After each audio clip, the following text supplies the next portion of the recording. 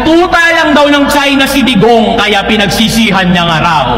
Hoy, imbis magmarunong, magmasid ka sa galaw. Duterte, tuta ng singkit!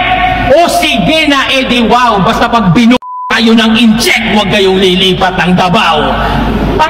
Kayo mga kuda ng kuda sa internet no? Pag nagkagera, kanya-kanyang tago yung mga Ikaw na pumuntang China, gamitin mo yung therapy session, tingnan natin kung tatalabyan sa mga missile nila. Ilang to?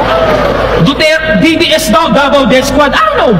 Di kita masasagot sa ganung paksa na yung krimen sa ganung paraan napupuksa. Pero kung totoo man, ba't ako magre-reklamo sa ganung banda? Parang kinukompliment mo lang na DDS ang dailan ba safest city kami sa buong bansa. Ba't bilyong-bilyong pondo daw sa Mindanao nung Duterte admin? Bakit? Kung hindi dahil doon, malamang hanggang ngayon, wala kaming bypass road, tunnel road, investor na dati takot mamuhunan. Naririnig mo lang kasi yung putukan, pero bingi-bingihan pagdating sa pinaghuhugutan. Napukusan lang yung Mindanao ng isang termino. Isang termino! Tingin mo na agad sukdulan? Pangungurakot ba talaga yung kinagagalit mo? O sanay ka lang na kayo yung mas natututukan? Ano? Ayaw mong maging balansi yung bansa, pero panay reklamo niya sa akin na bakit yung Mindanao wala masyadong building? Tinuturing na food basket yun sa atin. Preskong prutas, murang bigas, karamihan doon nang gagaling. Sa bakod namin tinatanim, pero nasa mesa nyo yung pagkain. Ano? Ilan to? Dahil lang sa personal ng motibo kung saan na napupunta? Gusto mong punuin ang building yon? Bakit? Handa ka bang magutom ka? Sinabihan mo daw yung mga tropa mo huwag mag-react sa rounds ko? Sige! Gaga! Maaaring lamangan mo ko sa ingay pero sa isip, asa! Lagyan mo man ng silencer, aking matitinding bara, mapipigilan mo lang yung tunog pero hindi yung bala!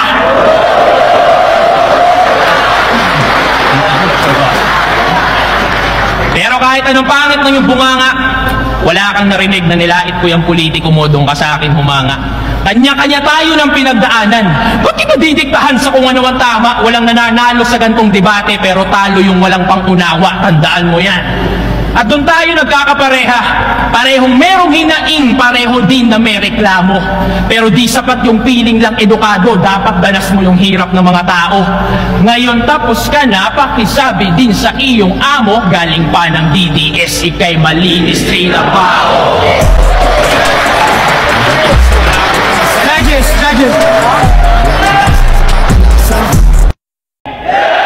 Madalas na akong tinitira sa pagka-DDS kahit di sure. Lahat gustong ikabit sa politika, magtunog lang siyang mature tol. Kaya ako may slogan na DDS, galing akong Davao del Sur.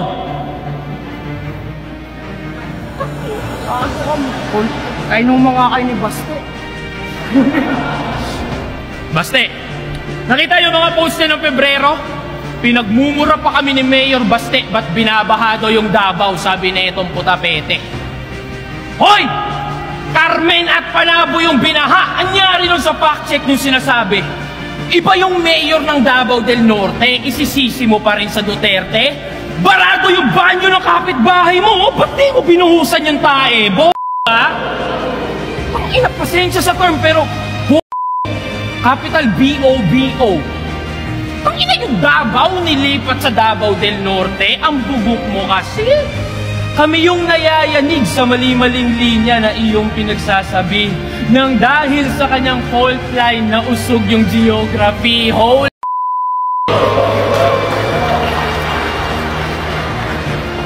tayo ba? Joke ka naman. Tangina, gusto pag-usapang politika. Di ka naman dating ganyan Ba't biglaan ganito? Namimingwit lang kasi yan ng kalabang politiko, magpapagamit lang po.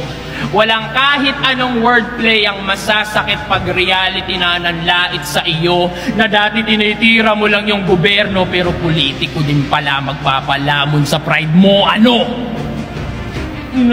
Tatakbo ka sa eleksyon, ang lakas mo ito, real talk talaga. Sa Cebu, pangalan nung tinutuluyan namin, Mariners Club. Pasila nilang Seta, lumipat ng ibang hotel, kinulit pa yung mga staff kasi napagkamalan nilang asset, yung isang seaman sa Mariners Club.